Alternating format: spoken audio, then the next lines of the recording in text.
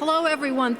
Thanks for coming. And I just want to thank David Brahma. He's such a great guy, and he put together our mission for today, which was to help you really see your work in a new light. And one of my favorite things when I'm not photographing is to empower others. I love teaching and I love mentoring, and so I want to first ask you, because I want this to be a little interactive, to just think. I'm going to give you about 20 seconds to think of an adjective that would describe the work that you do. Is it romantic, conceptual, documentary? Because that will help me understand a little bit about you. So, who are you photographically? A little bit like Keith Carter was saying, what's your story? How do you want to tell it? Okay, let me hear a few words. What about you? Gentleman there. All right, anyone, what about you? What describes your work? Aha, right, family orientated. All right, well, I've got a big show for you today. When David Brahma asked me to come, I put together a whole new series for you.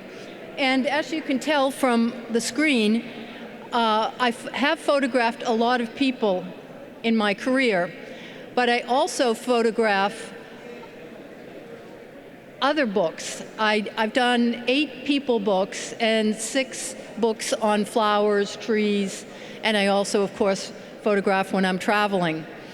So I'm just going to give you a little walk through my work that I think would resonate with you. I very much believe, like Keith Carter, that you should focus on a project. So think about, as you're listening to me now, what your project, your next project might be. So, because that's what I do. When I got tired of doing portraits, I needed a break, so I spent a year just photographing flowers, did a book, did a show, and moved on to the next thing. So sit back and enjoy this. It has a music track.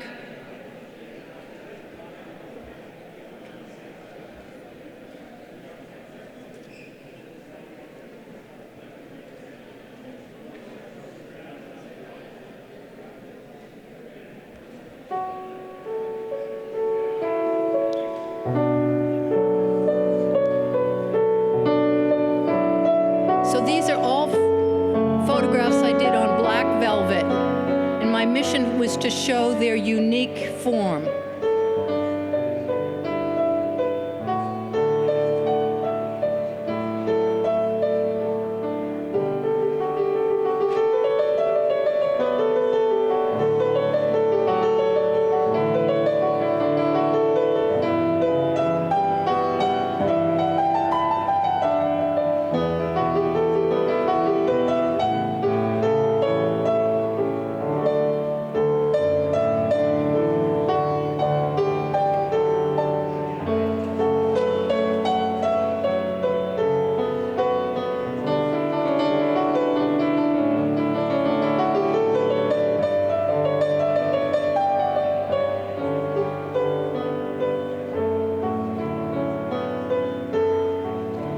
Once again, what I was trying to do is isolate the forms against black velvet. You could do that. It's very simple and natural light with my Canon 5D.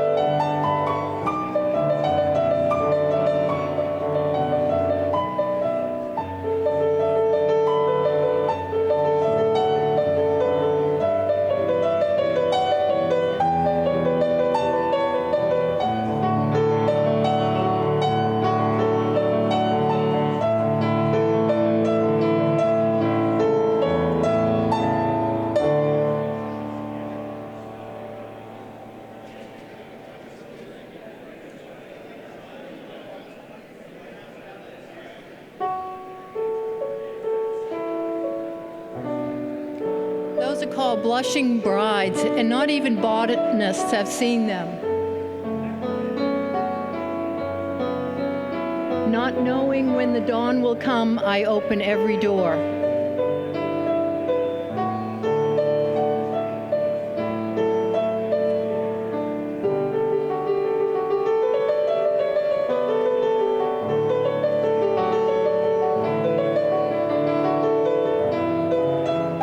Every flower holds the whole mystery in its short cycle.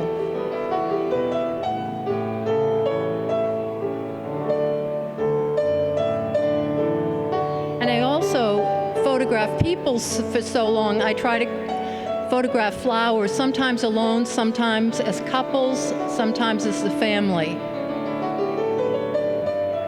I love this quote: "Those who dwell among the beauties and mysteries of the world are never alone."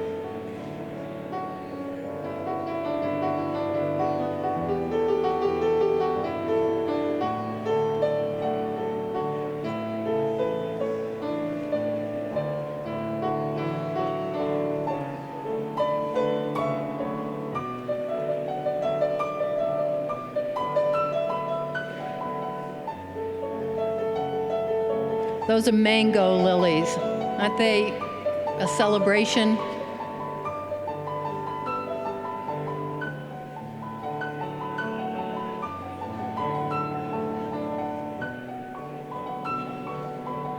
There's the blushing bride again.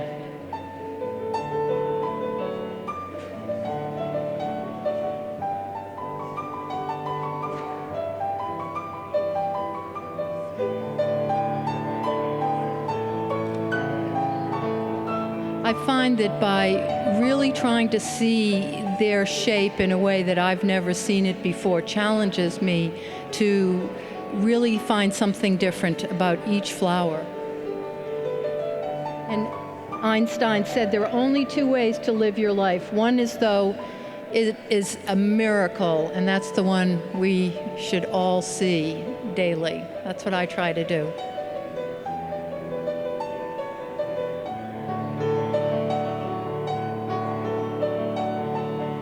And the calla lily, let's face it, you can't get closer to a miracle.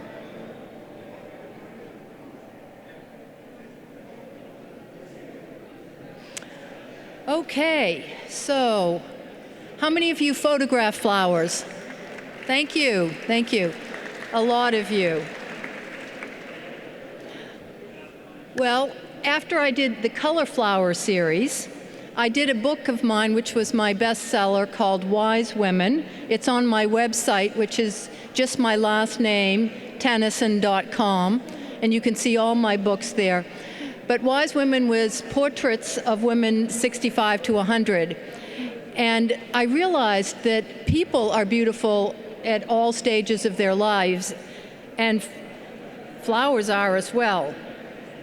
So the next book I did after that color series was something I called Flower Portraits, The Life Cycle of Beauty. Did you know that there are over 250,000 species of flowering plants? And I've photographed just a small group that I was attracted to because of their distinct visual personality. Just listen to this. A flower's mission, while inadvertently adding beauty to our universe, is to pollinate and reproduce successfully. They lure butterflies and bees, birds and insects through their nectar and their color and fragrance. What a mission. And then once they bloom, their mission has accomplished. So I decided to photograph the same flowers in different stages. For example, if you look at this slide, and it's called a mink pink protea, coming up here, you see on this side that is a young flower, and on the other side is the flower, I never say dead, I say is completing its life cycle. I see it as a circle, and that all of these stages are all beautiful and have their own mission. I like to, this is a quote to describe the mission of the flower, but when they are in their last phase and dying, it is a dying into beauty, beauty emerging in a different form as the bloom fades. I've combined my long interest in photographing people's inner personality by photographing these flowers as if they were people. I record their outer formal aspects along with the emotional and spiritual dimensions of their innermost personalities.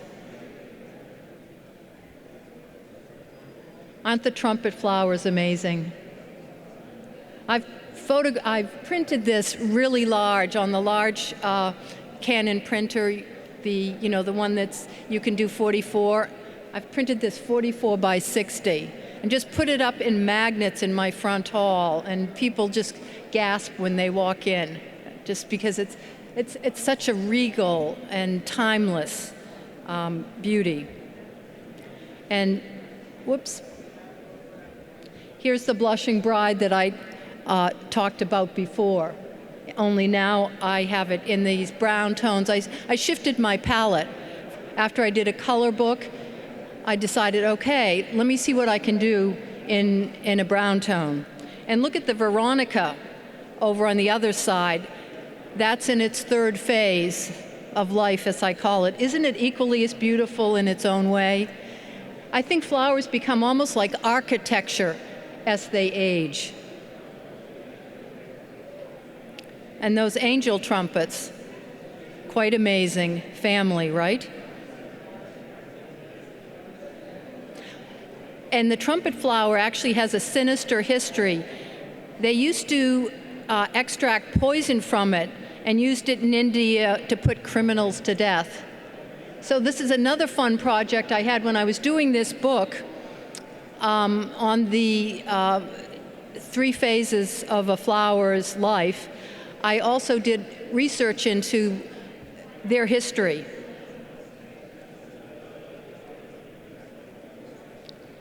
How many of you love dahlias? I want you to read I'll read it to you because the type is a little small on the screen, but dahlias were so popular in the 19th century in Europe that somebody paid over $1,000 for just one bulb. And another person offered their carat diamond ring for one bulb. That's how highly prized they were. So just think how lucky we are to be able to get these kind of flowers and order them in catalogs. But you know what? People are still looking for the perfect blue dahlia. I'm just going to go through these quickly so you can admire their shape and their different phases of beauty. And the lily, you might not have known, its oil was used as an aphrodisiac and key ingredient in love potions in the past. There's the lily, and the Gerber daisies are coming up. Which do you prefer, the bloom or its aging self? Pretty amazing, the aging self, right? And it got its name from Celtic lore. As daisies were scattered, they thought they were scattered by the souls of children who had perished in childbirth and made their grieving parents feel happier. I love the lore of all of these.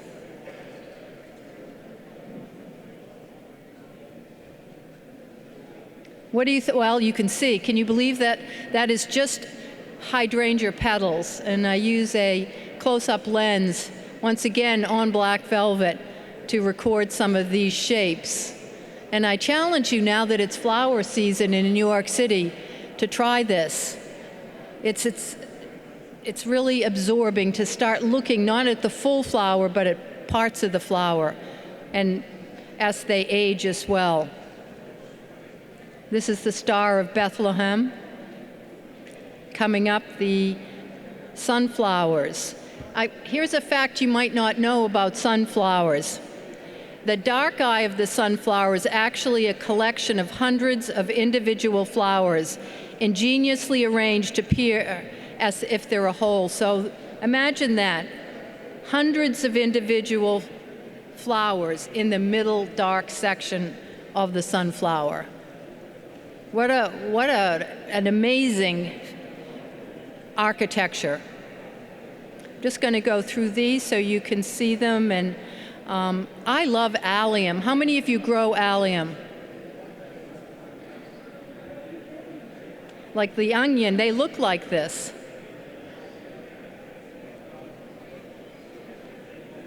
So all allium are not only onions, but garlic, leeks, and chives.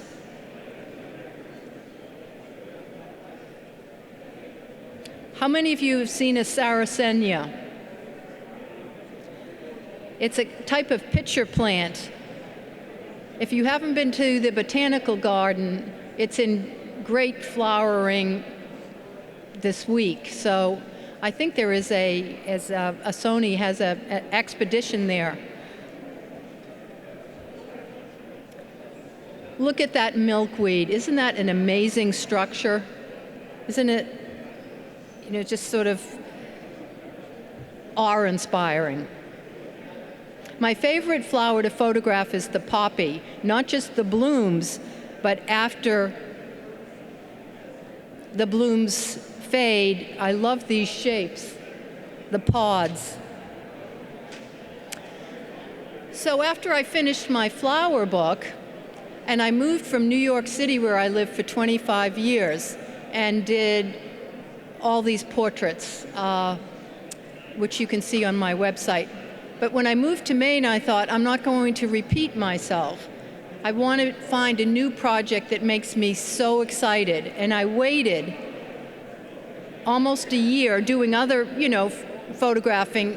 And one morning I woke up as the fog rolled in over the harbor. How many of you have been to Maine on the coast? It's beautiful. How many of you have been to the Maine photo workshops? Few of you. It's a great place right in Rockport, Maine, where I live. And I was just like a horse off. I got up at 5:30 every morning. There was fog rolling in, and I did a book and an exhibition that has been traveling.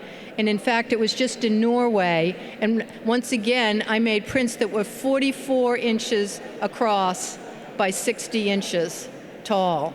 And they were people in Norway loved them, and it was one of my best-selling shows ever. I think you can tell I love doing my work. It has been a passion of mine since I was in my 20s, and I have always pushed myself to keep growing.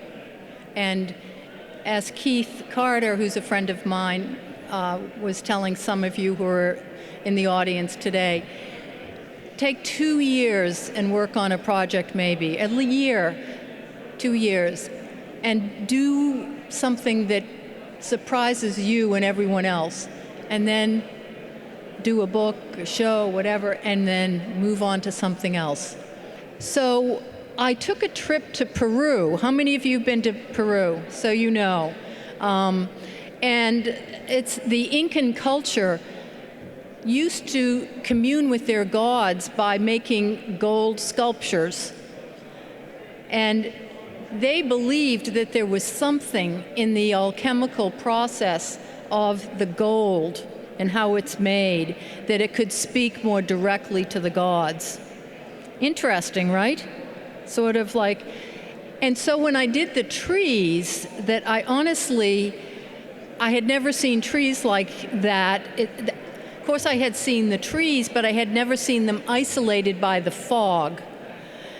And I decided I needed to find a way of printing them so that they would really be a different kind of presentation. And I thought, wow, that's maybe why I took the trip to Peru, was to see those gold statues and the great weight that really had to that culture.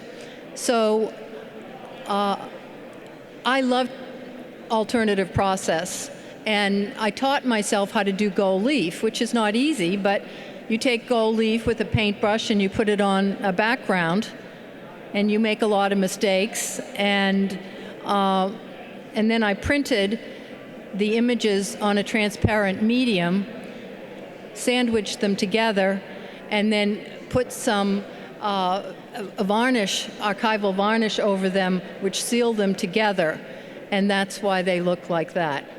When I work on a project for a year or 2 years, the first year is in shooting, really, and I always try to make between 40 and 60 really good images. That's a good size book.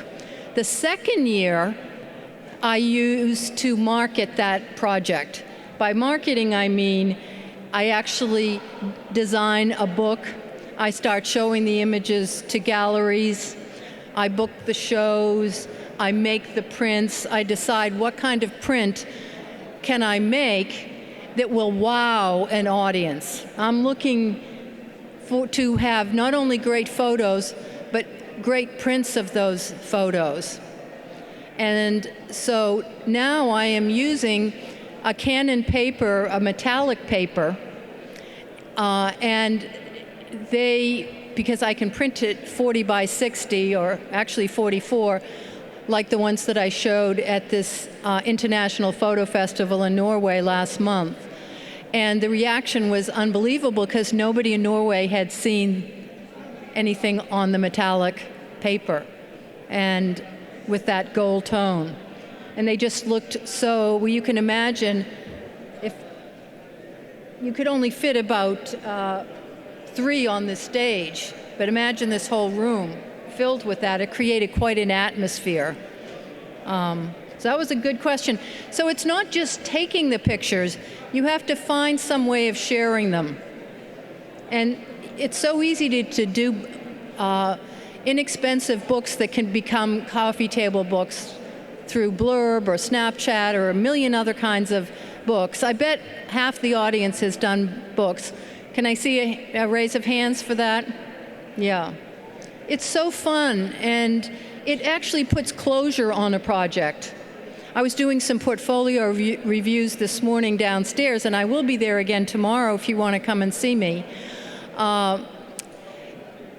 Each person that brought a book, it makes it seem like a finished, high-end project. It gives it that kind of weight, and it's a wonderful way to present your work and to feel the pride that I think we all feel in having done something that is from our own inner soul, but that communicates to a wider audience. I do very little post-processing because I try to get things right when I shoot it. Like all of those flowers that you saw, no post-production, because guess what? What did I put down first? The black velvet. I put it in perfect light. When I teach portraiture classes, the first thing I tell my students, don't even start picking up your camera till you find perfect light. Never shoot in bad light because you're destined to failure. And I do the same thing with my flowers or trees or any kind of picture, any travel picture. I don't shoot until I find the perfect light. Then I try to compose it as if it is going to be a minimum 30 by 40 inch print, which means it has to be beautifully composed, right? And then, and what, you can tell what perfect light is. It's often just open shade, correct? It's not dark. It's where you can see a catch light in a person's eye, but it also for flowers and other objects, it creates a nice even lighting. And so I don't have to do all that post-production because when I photograph, it's perfect when I look at it, just because I don't shoot until it's perfect. And I see it in my head blown up, How many of you have photographed clouds? Well, one of the most important people in the history of photography, Alfred Stieglitz, did a cloud series. Anyone know who he was married to? Georgia O'Keeffe, right? Yeah. So there he is. He was one of the earliest promoters of photography as an art form. His gallery right here in New York City was called Gallery 291 and was opened from 1905 to 1917. It showcased the work of modern masters like Paul Strand and painters like Milton Avery, Steichen, Mary Cassatt, and James McNeill Whistler. He married the famous painter Georgia O'Keeffe and did some of the most memorable photographs of O'Keeffe that are now in the National Gallery of Art in Washington, D.C. But take a look at this series of clouds that he did in the early 1900s, before they had film that could even record a lot of the tones. That's coming on the next slide. Here we go. And you might not think this was revolutionary, but in the 1920s and 30s, when he did these photographs, he termed them equivalents. And equivalents, he emphasized the pure abstraction, which was a modern idea then, that colors could represent corresponding inner states of being, emotions and ideas. Stieglitz's cloud series combined both the technical and the aesthetic together, which wasn't something people did back then in photography. In other words, the objective and the poetic. So he imbued his clouds with different emotions, like maybe anger or fear or transcendence.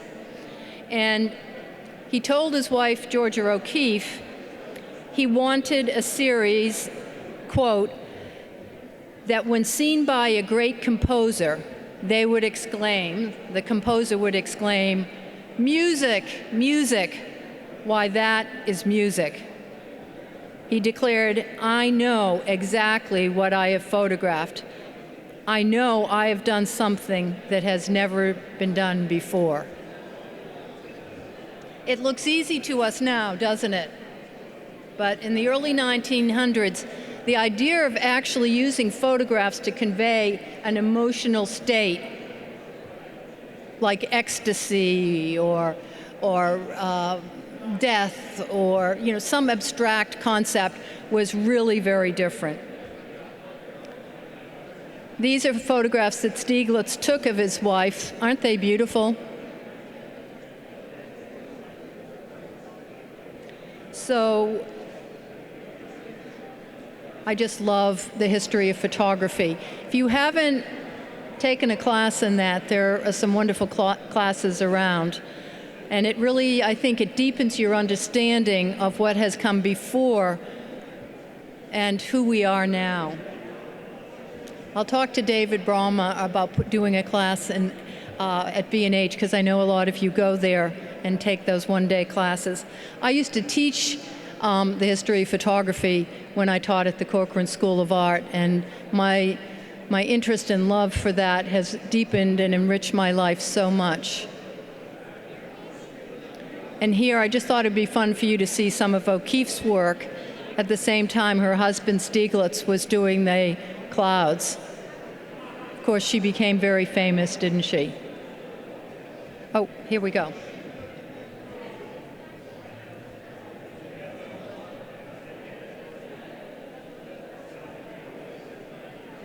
I love this photo of the Stieglitz and O'Keeffe when they were older, over here.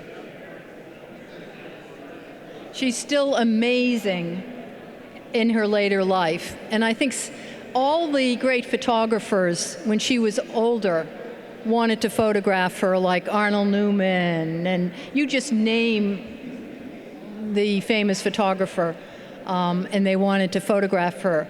And why? She was interesting. She was an archetype. And she wasn't interested in being glamorous. She was like the flowers and the trees who accepted that their life was on a journey and that it could be interesting at all times.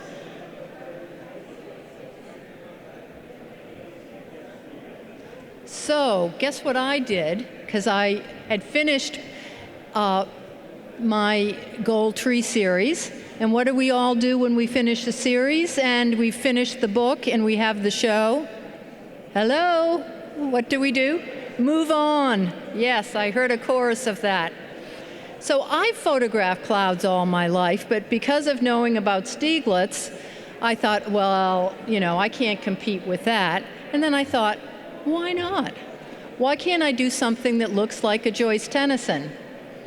So I've started this series. I'm just at the beginning of it, and I'm really forcing myself to see them in a way that I've never seen them before. So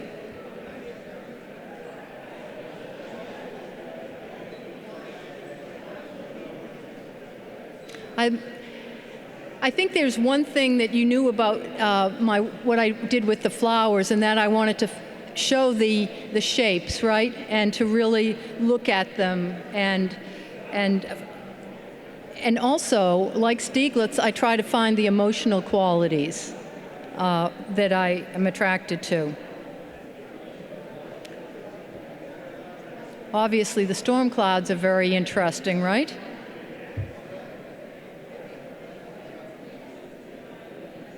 And these I'm printing with an alternative process with the gold as well.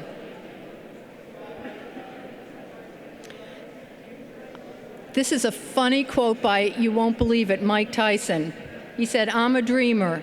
I have to dream and reach for the stars. And if I miss a star, then I grab a handful of clouds." Very poetic for somebody like that. I just was so admiring when I read that.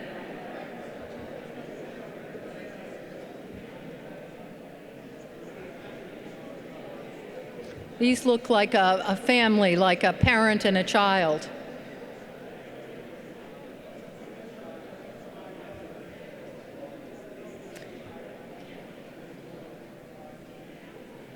Here's another quote that I love from William Butler Yeats. "I know that I shall meet my fate somewhere among the clouds above." I think we all feel that way. How many times have you sort of had been stressed out, and you lean back and you look up at the sky, or you look out at the water, and something happens, some transformation. You feel in touch with some higher power, right? And you think, you let go. When I lived in New York, I couldn't wait to get to the coast. And the minute, because I taught at the Maine Photo workshops for so many years, the minute I saw the water, I felt cleansed. I just felt my spirit lifted. How many of you are attracted to water like that? Then you have people like Georgia O'Keeffe who are more attracted to the mountains. Who are you who like the mountains more? Not as many.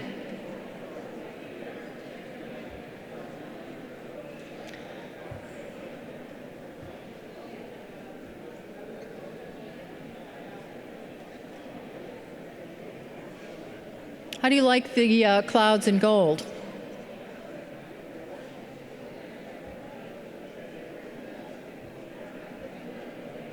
And this was the poet laureate, Rita Dove, who said, "The poet that sustains me is when I feel that for just a minute, the clouds have parted and I've seen ecstasy or something." That's true, isn't it? All of us who love nature, I think that's that feeling when we've seen something new, either caused by an atmospheric condition, like thunder or a cloud bank, or, that kind of what they call the mystical light when it breaks through of a sunburst or a rainbow. We have that feeling, right? It's what makes life and photographing so exciting.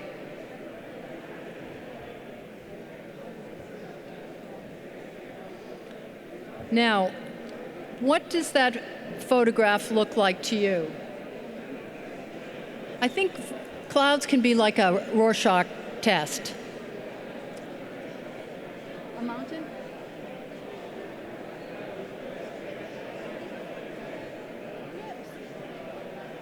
Okay, it's somebody who thought they looked like lips.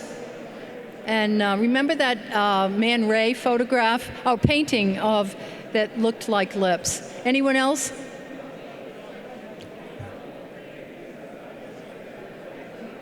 A bird. I saw a bird too. Anyone else see something interesting? A wave. This is fun, you know, to have something that evokes something different for all of us.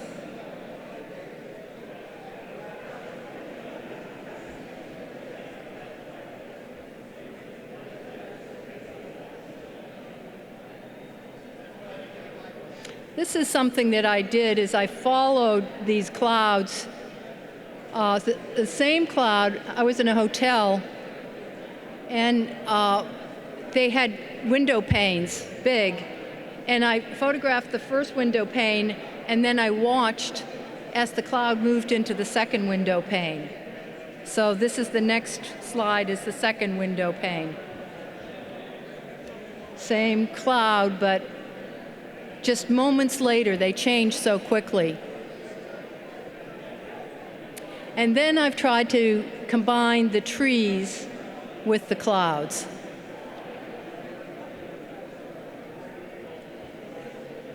So you can see how one grows out of the other.